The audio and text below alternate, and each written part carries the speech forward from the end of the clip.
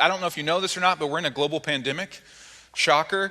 And there's some other forces that are kind of colliding on that at the same time. We're in a political season, and it's interesting because right now, every single thing, and maybe even every single topic, every single person feels like they're politicized, is what we said today. So like masks are political, school openings or not openings are political, protests are political, COVID is political, churches have become political. And so, man, that force kind of coming down with the pandemic that we're all in has been a mixture of things that have been crazy. We also have this new thing called the cancel culture.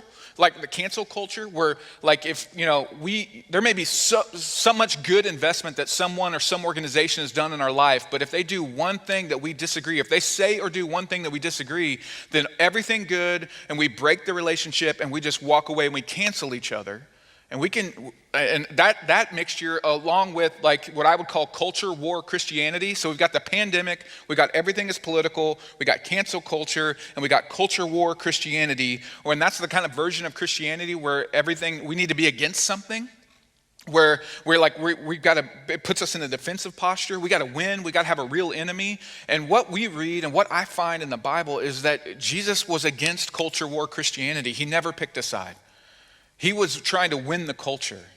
And he wasn't trying to win the game that everyone was playing. He was trying to give up his rights, to make himself nothing so that he could become obedient, even obedient to death, to pay the price for the other, for us. And so as the family of mission, we got to make sure that who we follow, God with skin on, Jesus, it was somebody who was refusing to win the culture war of his day, and I would say the culture war of our day.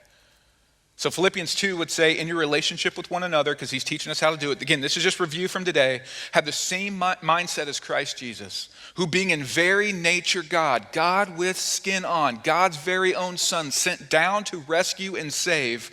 He did not consider equality with God something to be used to his own advantage. Like he didn't leverage everything that he was given to win the day. He leveraged everything that he was given to win humanity to himself. Not to win the culture war. Rather, he made himself nothing by taking the very nature of a servant, and servants serve. Being made in human likeness, being found in appearance as a man, he humbled himself and became obedient, even obedient to death. And so that's the God that we serve. That's the way it looks that we're in relationship with each other. That's the kind of church that we want to be. Jesus is the head of the church. He's the author and the perfecter of our faith. That's who we take our cues from, and that's who we're following and supposed to look like and go after in our day. And so I just want to remind us of that. I want to encourage us of that. And then as we're in the family, we could also, this may be review for some of us. Some of us may have not seen this before, but if you ever wanted to know what makes mission, I think maybe you know. But we would say this would be our operating system, how we function, what's underneath all the stuff that we do. We would say the Great Commission, it's based on Scripture. Shocker that a church would be based on Scripture, I know. But it's Matthew 28, which would be the Great Commission, to go into all the world, teaching them to obey everything that I've commanded you, baptizing people, and surely I will be with you till the very end of the age. So we're commanded to go and teach people to obey everything that Jesus has commanded us. That's our mission. Some people would say make disciples, but we're supposed to teach them to obey and be under the authority of everything Jesus has commanded us. Something like he did not consider equality with God something to be grasped, but made himself nothing. That's who we're commanded to do. And there's also Acts 2 where we see this, the church begins. The church wasn't anything until, Jesus ascends back into heaven and he leaves this thing behind. He leaves it in the hands of ordinary men and women that are empowered by his Holy Spirit that go, okay, you are on mission now. Jesus has gone back and ascended into heaven and given the ordinary men and women everything that they need to accomplish that mission. Go and change the world. And God entrusted the message of Jesus' life and teaching into the hands of ordinary men and women who had no technology, who had no influence, who were kind of outcast in the religious society. He said, you guys go and take this message and change the world and go make disciples. And it wouldn't have worked if it wasn't true. And those ordinary men and women, they changed the world and they began to live together. And the way that they lived together in Acts 2, where they would give up their rights, where they would be in community, where when they gathered together in homes, when they gathered together in the public square, when they gathered together, there was something about the way that they lived because they were under the authority of Jesus that it impacted and it was adding to their number daily those that were being saved. And then we also say, like Luke 15, one of my favorite chapters in the Bible, where Jesus makes it clear what God thinks about like people that are far from him. He tells 3 stories, 3 parables about the things that are lost and being found and the value of those, and that God cares about the things that are lost. And so we talk all the time about Luke 15. And so what it looks like for us is the 3 pistons of our Great Commission, of our operating system. If you think like an engine, so we have the weekend gathering, that's a piston. And we love to gather. We've missed the gathering. We've been online gathering. It functions. And some of us have found mission online in this thing. And so welcome, cool, so awesome that you're a part of this. But there's also this idea of really good community, rich community. This thing like we want to go into all the world and we also want to teach people and we want to be in community together. That's at Acts 2. How we live life together in circles really matters. But we also want to have surrendered living and surrendered lives. And the way that we live, Hey, I made fun of Jim earlier because he misspelled surrendered. So he never messes up. So that's amazing. I was so nervous about how many R's are in surrendered that I lost track of an E. There's a pill for that. See, you weren't going to make any ED jokes. All right. Those are just the letters that I misspelled. So we got weekend gathering, we got community, and we also have this surrendered living piece, which that's the idea of we want to be good news to our city. We want to be a lighthouse to our coastal city. We want to be a church that throws great parties. We want to be sacrificial. We want to lead the way in sacrifice. We want to be generous. We want to be the most generous church that we could possibly be, and that means that we have to have fully generous people. So when we throw great parties, when we do nights remember, when we serve, like this week even, like the backpacks for VUSD, like the ways that we've shown up and the ways that we've served, that's a lighthouse to this city that we want to be. And so it's all this is the operating system all around in God's math, that the one, meaning the one that's outside the party, the one that doesn't know the good news of Jesus Christ, is greater than the 99 to Jesus and to God. So we want to make sure that all of this that we're doing works for the one. We want it to work for the 99 too, like welcome to the 99. Yes, right? We're in the 99, but we got to make sure the way that Jesus came for, he came to seek and save those that were lost. So his word's not mine, so we want to make sure we're about his business. And the Great Commission is a commission to the 99. To go reach the one. To go reach the one. Yeah. So we want to make sure we're equipping and igniting that in the 99 to go after their one, which is why we're praying at one for our one and doing those kinds of things. Absolutely. So here we are as like the core, as like family, mission family, as like people that are stakeholders at mission. And then we're doing this. We're like working on it. We got a lot of stuff that we were announcing. We had announced Oxnard campus, which we'll talk about and answer some questions later about. Like we were like moving and like ready. And this was honestly humming. And like we were pumped and stoked about the momentum that God had at mission and how he's reaching and saving. And then like everyone felt in every industry, this thing started happening and moving our way, and then all of a sudden the NBA's closed, and there's orders that are coming down. No March Madness. That's when it got real. That's when it got real.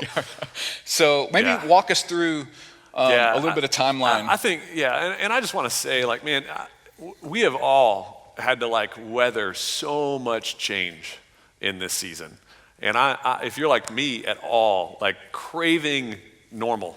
And it has been a roller coaster, I feel like, of perpetually changing circumstances and situations where we have no control and we're just on this roller coaster. And I'm sure, honestly, for some of you, in some ways, you may even feel that way about the church with all of the stuff that we've changed recently. And so I thought it'd be good just to maybe walk through a little bit of our process, because every time that we've made significant decisions at Mission, we've gone through a process and really have sought God and wise counsel and tried to make the best like decision that we feel God was leading us to in that moment. And so if we go back to like this summer, you and your family took some vacation, took some time off. We didn't know if we were going to get to, because like everything had happened and then stuff started loosening and we're like, okay, I think it's moving towards opening up. Yeah, you go back to June. Let's sneak away and get a little reprieve, because when we come back, it's game on opening. Right, because in June, things were starting to like turn and open up a little bit, and we were all anticipating like, It's school's gonna be back the fall, Right. like we're gonna be Sports. running, and then you went away on vacation and came back to it being more closed down and locked down than it was before you left. And that's when I think we got frustrated and just went, this feels like there's no way to plan. Everything that we're planning feels like the answer is we're holding on, just waiting for 3 or 4 more weeks. Yep. And we realized in July, we'd been doing that now for 4 months, holding on, waiting for things to change. And looking back, we're frustrated of like, what opportunities have we missed in the last 4 months to take ground for the kingdom? Like, because we've been waiting. We're waiting for it to go back to normal. And so we got our ministry leader team together, and we spent 2 days revisiting this process and really having conversation around how can we continue to accomplish Matthew 28. Yeah, because one of the things that we say all the time, like the church, like mission is not off the hook of this because COVID hit. Like the church around the world that's persecuted is not off the hook from this because of the situation or their circumstances. And so we're committed to helping people find and follow Jesus with our lives. And so how do we get about this in the midst of the situation? And we just reframed some things. We went, all right, well, let's just, for a 2-day meeting, we said, let's just think through what does this season uniquely afford us the opportunity to do or accomplish that we've never had the opportunity to be about or go after. And at the same time, realizing like the Great Commission engine, that's what we call this thing, like these 3 pistons, the weekend gathering, community, surrendered living, are all Acts 2. And so this is like the core functions of the church.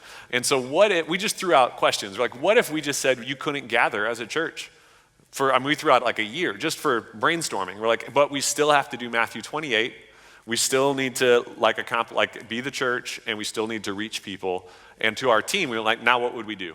And just took the constraints off and brainstormed and really just started thinking through what would take significant ground in the kingdom and for the ministry of mission in our community in that season if we couldn't do the first thing. And then obviously we're going to continue to gather. But it was some really great conversation, and we got to the end of 2 days and realized that we weren't settled. Like, we really didn't have conclusion to this conversation. And that's only happened a few times in the history of these meetings. It would be when we were looking to buy a building, when we were planting churches, launching campuses, and each time we're like, we need to really seek God's like direction here. And we took a week off. We said, let's just pause the conversation and let's come back a week later. And we spent some time like praying and seeking God individually.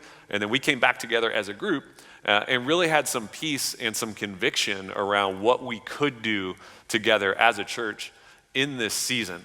And that's when we kind of rolled out the direction that we were headed. Now, looking back, I think I would have done some things differently in how we communicated that. Yep. Understanding the process we went through and having like 2 days of conversations and praying through that. I think I discounted the amount of change that would mean for everybody. And so I would just... Yeah, we totally did that. And I would just say, if you have been wounded or you're worried about that, or we miscommunicated or didn't communicate enough, that's on us. Like, we know that. Like, we would totally unwind how we rolled out that. And so this is an attempt to kind of walk through the process, and so we can all be on the same page and get about this in the next season. Yeah, but what we were excited about and what I think became clear is we want to get above what I was calling like the COVID craziness, this perpetual uncertainty and not being able to plan. So we wanted to get kind of above the ever-changing circumstances and see where we could take ground together as a church. And so when we came out of that meeting, we had freedom, like gave our teams freedom to innovate in ways that would be effective in accomplishing the Great Commission and helping people find and follow Jesus. And that led us to like, well, man, if we could continue to do weekly online, we would want to gather corporately in a big way that was safe for everybody. You could be immune compromised, but it would also be a no flinch to invite your friends. It would be a good statement to our community and something we could celebrate across the board and would have high impact and far reach. Yeah. And so let me jump. We wanted to have this weekend gathering that this person, who we're praying for, would want to come to. That the 99 could invite their one Yeah, to. and we know, and as any, like, there's so many good leaders on this family meeting. I've seen the name, like, there's really good leaders across a lot of industries. Good on you. And we know, and as you know, if you're leading anything, even your house, there's people in your house that are going to respond to any change differently. And so you need to know at Mission, no matter what decision we make, there is a percentage of people that aren't going to like it, and that are going to love each other through it, but aren't going to like the decisions. And there's people on this platform right now, not this platform, maybe we don't like everything. No, there's people on the online platform that if we opened up, they would be so mad, next week. And there's people on this platform right now, if we didn't open up next week, they're so mad. Mm-hmm. And so we know that we're trying to make that decision, knowing that we're going to make a lot of people mad, but we're committed to gathering online, and we're committed to gathering physically, publicly, in a huge way. And so if you missed it, and you chose not to be there, be honest, I don't get it. Where were you? I want you to be there, because it was awesome. And yes, it was a little hot. September 20th is the next one that we're going to do at the Fairgrounds. It's going to be our birthday, so make a plan to be there. It is awesome. Sign up, invite your one. It is the thing that we're online gathering. Make a plan, make a Sunday plan. If you've been skipping out online, why? Make a plan on Sunday. Be a part of this. This is the family that we have, and the way that we can do it right now. We're going to gather physically once a month. Be there. Make a plan. You can do that. It's going to be awesome. Yeah, and we'll come back to this conversation in just a little bit to talk more through all the things that we talked through and the announcement around that and where we're at now and all that. So give me just a second, and we'll come back to that. But we also then said, look, we're going to go after some things this fall to equip people in our church to reach people. And so we are still doing groups this fall and have some really awesome options lined up. Tommy has been doing an awesome job thinking through that. Mission Kids has been doing an amazing job equipping families and parents. And this last weekend, the drive-through fall kickoff content online this morning was great. I think they've done a phenomenal job. And Taylor and the student ministry team, they're calling every household, every parent of a student, putting together an individual profile basically of where this family's at and how do we best serve that family and how are they handling this situation and how do we continue to do ministry to all of the students that are in a bunch of different settings and different rules in their home as well. And we also said we want to do 2 brand new things for Mission. And we're going to launch 2 different academies. We're going to do a leadership academy and a care academy. And I'm pumped about some of these things because we realize, many of you lead businesses, run your own companies, or are in leadership positions where you work, and having to navigate everything you unpacked this morning as a leader is really difficult. And so we want to spend some time this fall giving you options to opt in to some things in the Leadership Academy that will equip you where you work, live, and play to be the leader that God's called you to be. Yeah, let me jump in, because the Leadership and Care Academy, I am stoked about. So I think part of our not bringing everyone along, and when we were announcing it, was our excitement about elevating what we were getting ready to offer and the pump that we were. I think there's a leadership and care vacuum in our community. If the church could step into that vacuum to be able to say man, I'm equipped. We're equipped. We are an army of people as Mission Church that are humble. We are servant-oriented. We love Jesus, and we have the tools that we've been investing in each other with to be able to help our community where we live, work, and play, in leadership and care across all spectrums. Man, what fruit would come from that in the next season would be incredible, and that we all could get to play in that. That's what I'm pumped about it. Yeah, so. And the Care Academy, guys, as I've looked at the list of and just looking at who's online tonight, you are the people that make Mission. Absolutely. What you do and how you live your life, where you work, live, and play is having such a significant kingdom impact. And so we went, man, what if we could pour fuel on that fire where there clearly is momentum? And what if we could equip you to step in to do more ministry, equip and release you to be community pastors where you work, live, and play. And legitimately equip you so that when your neighbor goes through a divorce or your coworker gets diagnosed with cancer or there's a traumatic event where you work or your kid's sports team is walking through a family member that lost their job, you know how to fully engage. You've been trained professionally on how to like navigate those situations. And so we have a couple of different things we're working on. An example, just one of the examples of something that we're launching this fall is going to be a 13-hour training that's basic pastoral training. Like, it's chaplain training, to be honest. Like, it's legit chaplain training. I've had the privilege to serve as a police chaplain previously, and the training that I received through that's amazing. And so providentially, God connected us through another relationship, God connected us to a guy who's a fire chaplain in San Diego. He's a certified trainer. He's a PhD. He writes all of the curriculum for all of these different agencies. He was on the ground in 9/11. And so he's going to be doing 13 hours of training for us this fall that'll be open to all of you, the whole church, to step into, that will legitimately equip you with some real practical things. So that's just one of the types of things we're talking about. Because if I fast forward mission to January, and we look back and we go, I'm just going to go low numbers. Let's just say we had 20 people go through the Leadership Academy and we had 50 people go through the Care Academy. If we had 70 pastors in our community that were equipped to be the church where they work, live, and play, and to lead the church and to shepherd and care for people, man, that fruit would be amazing.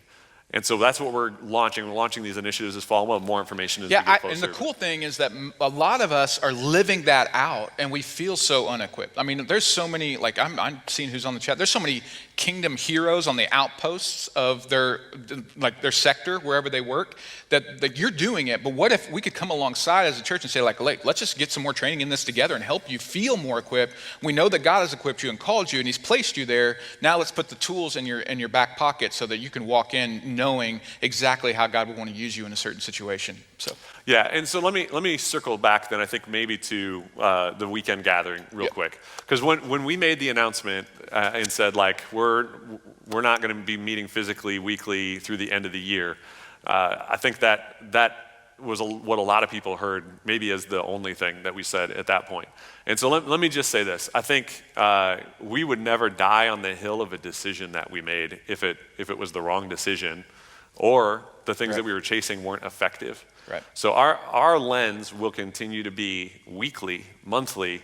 Is what we're doing effective? Is it helping people find, and is it helping people follow Jesus? And what we know and what we knew in our ministry leader team meeting was the reality of the weekly gathering physically. If and when we decide to do that, we can decide and kick it off in 3 weeks. That's all we need. 3 weeks, and I think everyone can be ready to go. And so we knew that. But if we just perpetually kept waiting 3 to 4 weeks, we were going to miss opportunity to take ground. So we could be wrong, and that's what leadership is. You're making decisions based on the information you have and what you think is right in the moment. And I hope you would know, as leaders of mission, if we're wrong, we'll pivot and we'll move quickly. Yeah. So we're continuing to evaluate what that would look like. So when it comes to like why we'd be waiting, there are several factors at play, right? So when we looked, because we kicked around a bunch of stuff, we went, all right, we could meet outside at our location. It's not ideal. Our parking lot's not ideal. Like, there's line of sight issues as parking lots go. It's relatively small for the number of people that we have. There's noise issues. So the environment's not that great. We could look at doing it at other sites. These are all conversations we've had. We're like, we can look at doing other sites. There's some logistical challenges and all stuff we could figure out.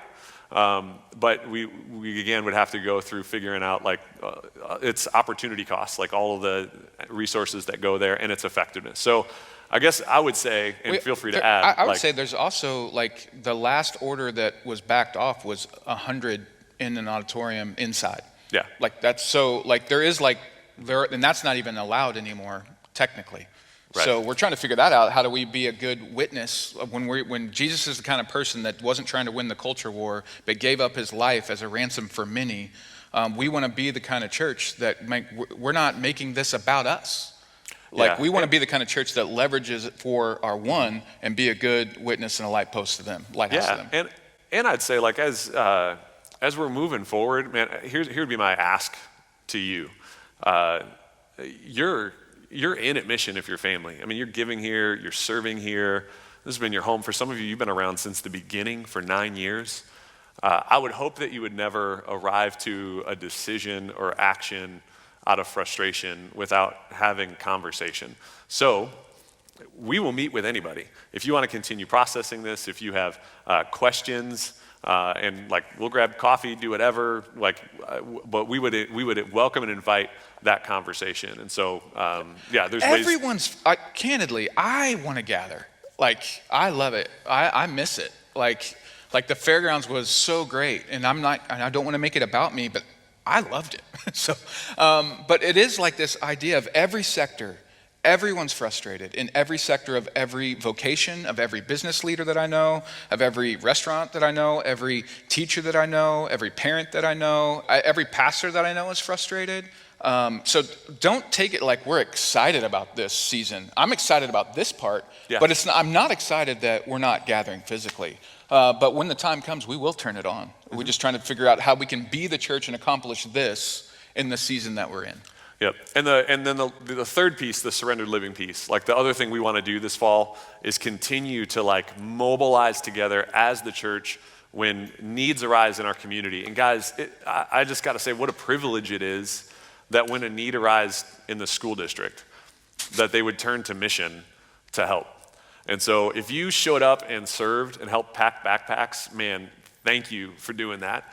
There are opportunities this week. They literally still need, I think, a couple hundred volunteers to show up and be on site and doing all of that. And so, if you're good gathering, like be on the ground serving. Like it's such a good witness and testimony to our city that we're just showing up in real practical ways. And it's an incredible favor that God continues to put on a local church to help in secular spaces like that. And so I just want to say thanks, because those of you that have served going back to Thomas Fire, Night to Remember, all of these incredible events that you've helped like lead through is what's created that favor. And it's pretty amazing. Yeah. So let's maybe go through a couple questions. I know that thanks for asking questions. And those that RSVP'd with questions, that is amazing. Thank you. Those that are asking questions here. So here, like we're going to try and answer the questions that were RSVP'd. And I know that there's going to be some questions that we'll try to answer from here as on the chat as well. If we don't get to your RSVP question, I promise you that we will personally contact you or have a conversation with you. And maybe there were over 30 questions on the RSVP, so we're not going to be able to get through them all tonight. But because you did it through the RSVP, we have your info. So if we don't directly, like Mike said, we will proactively reach out to you this week to either set up a phone call or get a conversation going to answer your questions. Absolutely. So yeah. And we'll do that in the chat too. In the chat. If you're in the chat, didn't send a question, or you're asking the question and you didn't, don't get frustrated. We will engage in a conversation. I'll just say this, you could email info@missionventura.com.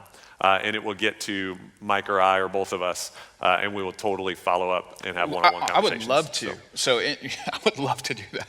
That'd be great. So maybe a couple questions that came through that we'll tackle. So one was, and I love this question, baptism. Like, when are we going to do baptism? Whoever asked that, I could go back and look. Yes, I am with you. Like, let's do it. So what's happening is our team is coming up with a plan to have a live baptism event in September, as far as we know, in the parking lot area in a responsible way. So I cannot wait for the people that have found Jesus. Like, it's going to be, I promise you, it'll be inspiring for the whole church to see how God is still moving in the Great Commission to help people find and follow him and reaching his ones, using the 99 to reach their ones in the midst of chaos. And so yes, I cannot wait to do a baptism. I'm pumped for that. Another one was campus. So you want to maybe like Oxnard and let's talk through Oxnard for a little while. Yeah. Because like literally the week before we haven't gathered, we announced a campus pastor. Let me be real. We'll just pull the curtain all the way back. So put yourself in Jen Oak's shoes. So the last time we gathered was the weekend we announced that she was going to be the campus pastor, and she shut the church down. Like, we haven't gathered physically since then, and so I may be speaking out of school, and Jen, I may end our friendship over this, but like for real, she's going like, so everything I lead, we're not doing. Like the campus is on hold, Night to Remember is not happening. There's no big parties and events, and so you talk about like the women's event that she was. Yeah, women's event was supposed to be that next weekend. So like, we've all personally had to navigate the loss, and plus a daughter graduate. So yeah, that's just a little bit of a tangent. Like, man. Oxnard. We are still doing Oxnard. In fact, I would say, we've said internally, like if we don't have the campus launched or the date set for next fall, by next fall, the reason we were doing it was because we wanted to continue to reach our community. And that calling conviction has not changed. It's only increased. So we will have an Oxnard campus by next fall, come what may. Yep. So, and we know like we're going to have to pick that up and kind of restart that engine. But when we were getting there, we're like, we can probably, I said like we can turn the gathering back on in 3 weeks. We can probably launch the campus in 90 days once we have clarity around where we're meeting and all that. I mean, we got to fund it, but like we can pull that trigger pretty quickly. And so I'm excited to get back after like reaching communities and launching campuses. And And it's not because we want to be awesome, but it's because we really want to live this out with our whole life.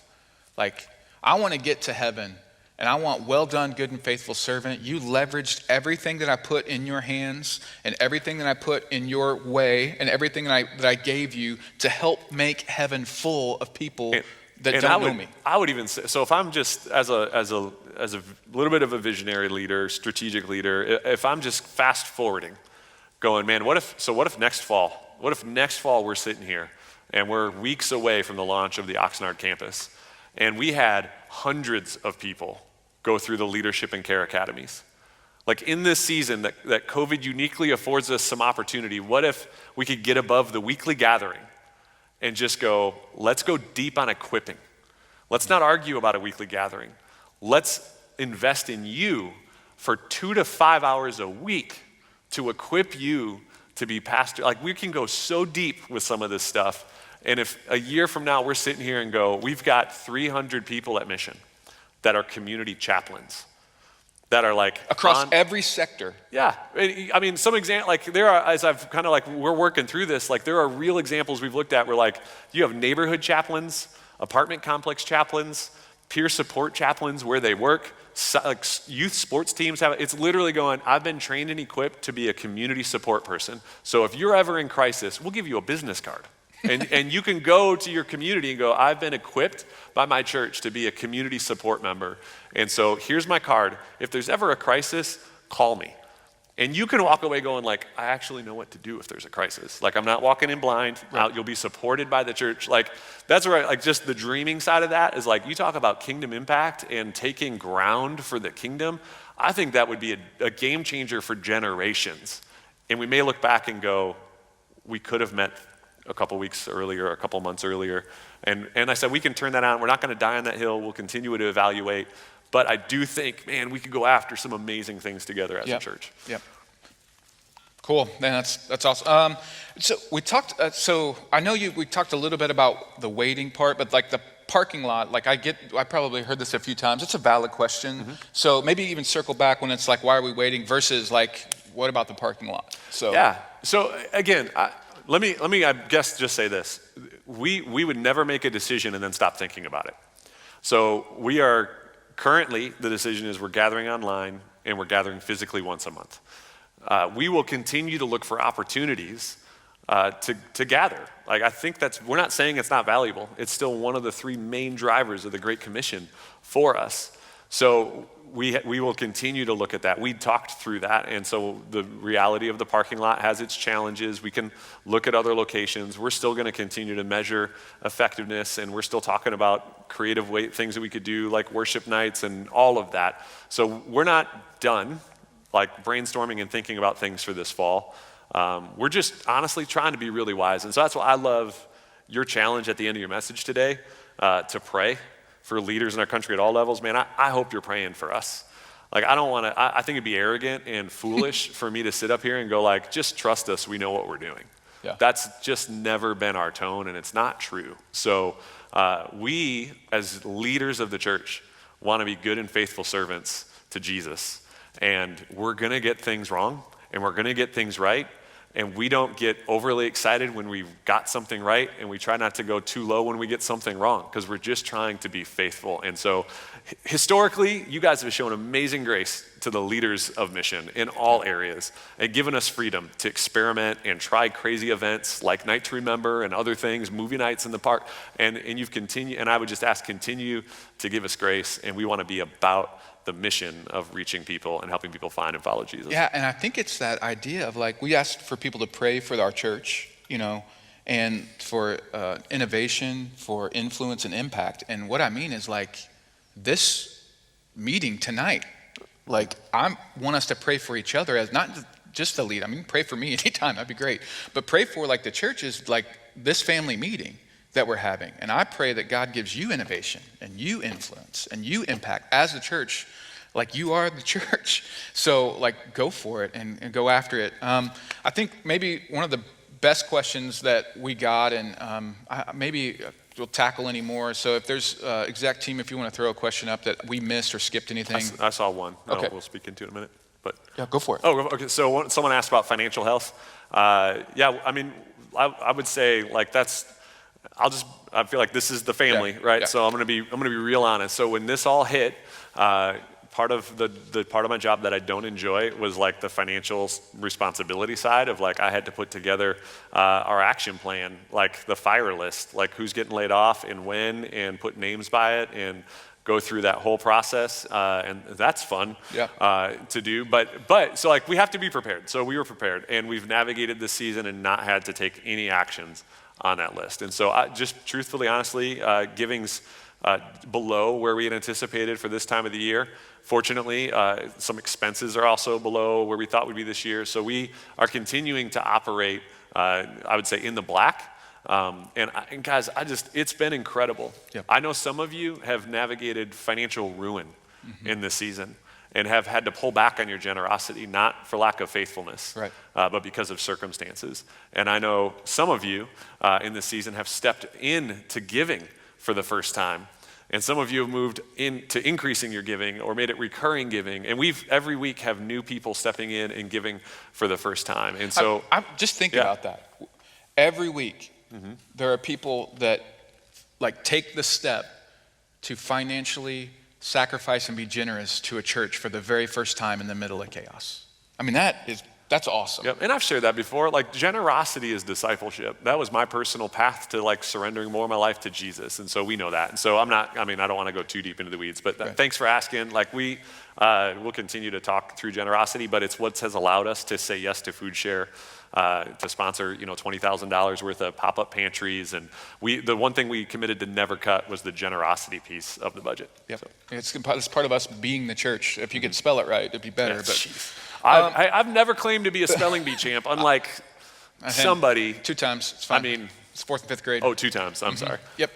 I got out on the word patois. I know how to spell it now. On the regional, I almost made the state. So really? Oh, we'd never be able to live with you. P-A-T-O-I-S. If you were the state spelling bee champion. Yep, there we go. All right. Never live that down. One of the questions that I love, if there's not another one, and we'll go to this last one, was, and we can circle back if I miss one, so sorry about that. One of the questions that I love, somebody said, how can we help? I'm like, well, that's the best question ever. And we've literally taught that that's the best question ever and try to live that out. And if you didn't ask that, you're not a bad person. But I think like realizing in this season, how can we help? What do we need to be about as the church is really important. So I want to just maybe even go back to what we can do. Like I want us to be crazy inviters to our online experience and to our physical gathering. Like be crazy about it. Like you're going to create a new plan for your Sunday experience with your family, right? Okay, I heard you say right. Good. So what you're going to do then is you're going to be able to share that link. You're going to post it. You're going to do whatever you can do. You're going to invite friends to watch with you. Whatever you're going to do, like make sure that you are crazy inviting your one that you're praying for at one to come experience the weekend with you. And when we gather physically, go crazy inviting that physically. We're going to Mission will try to do everything we can to make it easy and a non-cringe factor. So for that year one, when they walk in and experience church or Jesus for the first time, they're not like, well, that was the weirdest thing I've ever seen. We're going to do everything we can to remove the obstacles for them to have a really real encounter with the God of the universe that rescues and saves. So be crazy at inviting that way. Now, like have a plan for your family. Mission kids and mission students have done an excellent job. Mission kids content this morning with the early childhood before the 9 and then the elementary after the 10:30. Man, it was great. And they've been doing that the whole time of COVID. Their church kits at home, they're amazing. They just had fall launch. I mean, they're killing it. So if your kids, I just don't want your kids to miss out on that experience. And so make sure you are leading your home in a way that you're making church a priority and making Sunday a priority. And man, let mission kids help the church at home experience thrive. It would be amazing for you that way. Get involved when we roll out the Care Academy or the Leadership Academy. Get involved in one. Like, we got time. We got time for us to get equipped for where God would use us, where we live, work, and play. What else are we going to do on this side of heaven that's going to matter more than that? For us to spend the time to be prepared to reach our ones. Man, get involved in one of those, the Care Academy or the Leadership Academy. If you want extra heaven bonus points, you can get involved in both. I'm just kidding. You know I'm kidding. And then I would say lean into community, man. Isolation is like never before, even though so all the stuff that's happening, when you read all the stats that are going on, and man, our world's not getting better. I don't think that's a shocker to anybody, but this season has not helped it. And so let's be great at community. Let's be awesome at this. And let's be people that can care and invite others in. Invite ones into experience community. Some of our ones would rather come to a circle with you before they'd ever come to a gathering with you. But sometimes we think that community is just about us instead of who we need to include, because our world is literally dying for community. So we can be about that, and then pray like we talked about today. I mean, anything you'd add or anything that you just want to maybe challenge us with? Yeah, I mean, I think just looking back, there's been some crazy things we've experienced. Like we haven't mentioned, but I think it's worth mentioning. I shaved my beard through this. Like that was traumatic for my kids. Yeah. Like that was maybe the hardest thing. We also have jokingly thrown out like, hey, who'd win in a 100-yard dash? I'm just wondering if you feel just as confident as you did then, or maybe should we change it to a bike race? Nope. Or no? Okay. I won't play a game I can't win. My whole thing with that race was like, just for the record, it's physics. Hold on. I had a lot of weight, and mass in motion was my plan. All right, so and at 100 yards, I fall over. No, not true. I think so. Here's what we're going to do. Like, there's a question that somebody is asking, so I'll ask that. But in the chat right now, before we wrap up, and we'll do like who would win in a 100-yard race, or 100-yard dash between Jim and I. Like, cast your vote right now. We'll go from there. One of the questions that was asked on here that we may have missed was when we'll be signing up for the Care and Leadership Academies. Yeah. So I mean, these we have 2 teams in our staff that are working on like solving and implementing these in real time. Because honestly, I think they are incredible opportunities that we can seize right now to equip and invest in the people of mission. And so there's meetings happening this week, still kind of nailing some of the leadership stuff down. On the Care Academy, same thing, more meetings this week. We will make it very clear. We will go church-wide with the announcements on how, when, and where to sign up. But we will have groups launching in October, I think. Tommy can correct that in the chat if I'm wrong, but sometime in October, mission groups will be launching with some exciting curriculum options. We will also, we've got dates for when I talk about like the chaplain course training, dates are like, because it's around his schedule, October 18th, you can mark your calendar, that's when that's gonna kick off. And our plan is to do it on Sundays for 2 hours on Zoom. And it's like, you gotta show up for all of them. Like it's like literally, it's high commitment because like we're legitimately going to train you in some things, and some of the other things we're looking at are going to be high commitment. Like, so that's like from a discipleship perspective, I am so pumped about the ways that we can invest in you in growing your faith, helping if you feel stuck or stagnant in your faith. We're going to specifically address that this fall through the Care Academy. Mm-hmm. If you are struggling with anxiety or fear, or you're asking the question of like, why do I keep doing the things that I don't want to do? Or why can't I put healthy habits in place? Why are my relationships struggling?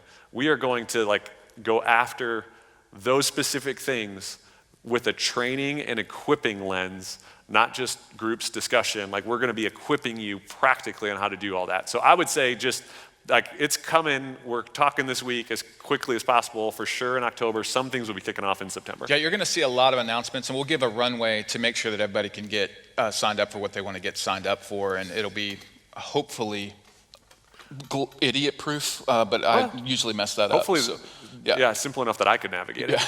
So, Maybe just, we'll risk stirring the pot here completely around this conversation.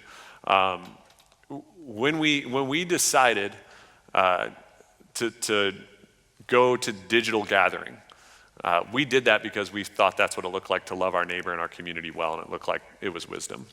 We've taken surveys along the way and have gotten mixed feedback on who's able to or feels comfortable to coming back. We have watched friends of ours in churches in our county, in our state, and across the country reopen at different times and have to navigate closing back down for the physical gathering and then relaunching. And the reality of what we've seen is it's about 20 to 30% attendance on the high level that show up. And the Pew Research did a study that's out there. You can Google it, I'm sure. Or if you email us, we'll send it to you. It's a short article, but they did a study, and all of us want the church open. That's the nature. Like, yes, we want the church physically gathering. We want that open, but only a third of us will show up for it. We've seen that with volunteer opportunities. I would say pre-COVID, if we put the energy into announcing to go serve the school district, we would have overwhelmed them with volunteers. We've struggled to meet the demand for volunteers. So that tells us something, that there's this pent-up frustration that the church isn't gathering. But there's also a real hedge to show up for things. And so as a leader, that's confusing. It's confusing. And we are trying to make the wise decision. And it has not for us been about fear or complying with an order as much as it's been trying to navigate the confusing reality that every household is navigating different circumstances, situations, has different opinions, has different views. There's no one-size solution to this problem. And we feel convicted to still reach people, care for people, shepherd people well. That's why we've tried to call every household in our database. And we will continue to prayerfully seek God's direction. And it pains us every time we disappoint you. Yep. We're human. There is no excitement in leading through something that causes someone that I pray for, that I genuinely love, that I sit with, to cause them to leave the church. There's no joy in that. That's not why I got into ministry. That's not why anyone on our team got into ministry. And I don't think you guys think that. So I don't know if I'm going too deep into the weeds here, but I just want to remind, we are in this together. There is no playbook. Please give us grace. It has not been. I think what the irony is, if you ever done any Enneagram stuff, Mike and I are kind of wired like an 8.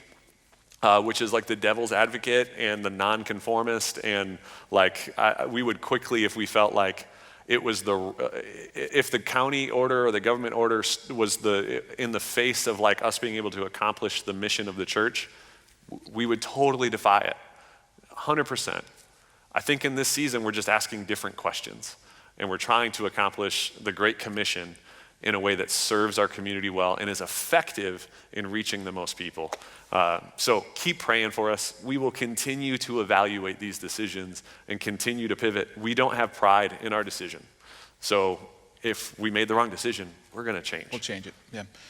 Yeah, I would say, man, that was great, Jim. Seriously, we need to clip that. Did somebody record that? I'm just kidding. But I'm just be honest. This is my favorite Piston.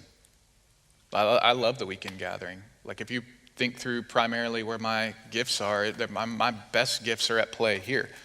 And so I would just probably, there was no pressure. This is not a fear-based decision. I think candidly a fear-based decision would have been, what are we going to do? If we don't have that, we better turn it on as fast as possible, because that's our best thing. We're just going to keep going the vulnerability path. So my fear is, who's left? Who's here? I don't get to see you.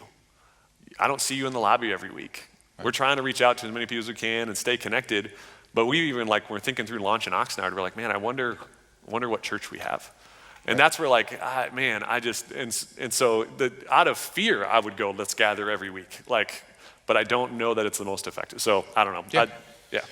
Somebody said there's a new groups are starting in October as well. So there's the Care Academy, there's Leadership Academy, and then just new groups. And so if you're not connected around here, or if you jumped into a community in the Bible study that we did, man, that was Philippians study. That's great. New groups are starting in October. Be looking for that. It's all these things are coming like a fall launch and getting ready to happen. So and we're going to do this again. Yeah. So I think this is one of the unique things that COVID affords us, to have gathered it as quickly as we did and to have as many of you show up to a physical thing. I don't know that we could have pulled that off, but That's crazy. digital's acceptable right now.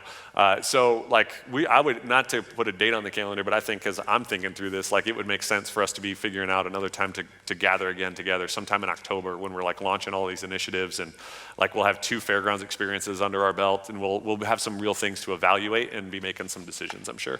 Yeah. So I'm going to wrap up in prayer, and what I don't want you to do is log out.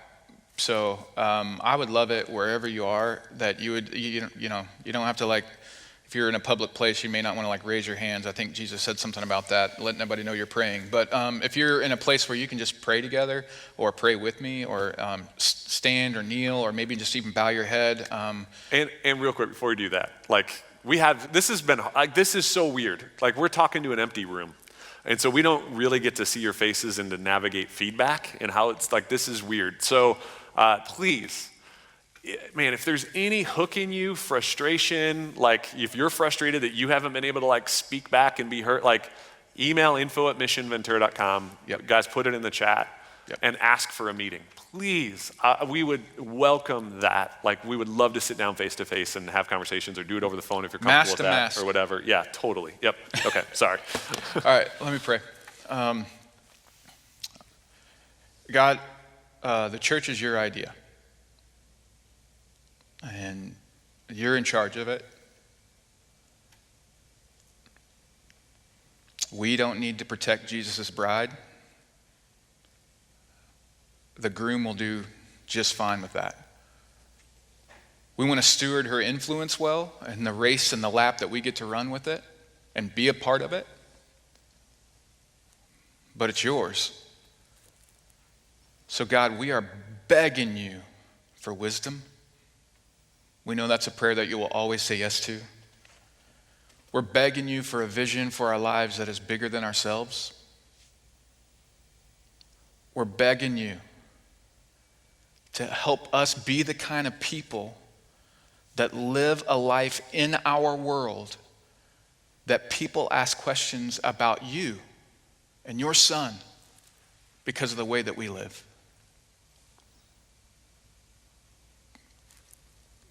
God, for the people in our church that have navigated and are navigating massive amounts of loss and transition in this time, my heart breaks that we can't just link arms and give them a hug, but to know that there is a community of people that would stand and the gates of hell cannot overcome us. And all the loss that they're feeling, we want to feel too. We want to be with them. God, your promise is that you would take care of the church, that we would just obey you, that we would be so rooted in who you are, and our identity in you is the most important thing, that we don't need approval from anyone else because we have it from you. And that we would go about your business in the most humble way possible, just like your son did. In Jesus' name we pray. Amen. Amen. All right, we love you guys, and man, looking forward to being able to do this again. Much love and peace.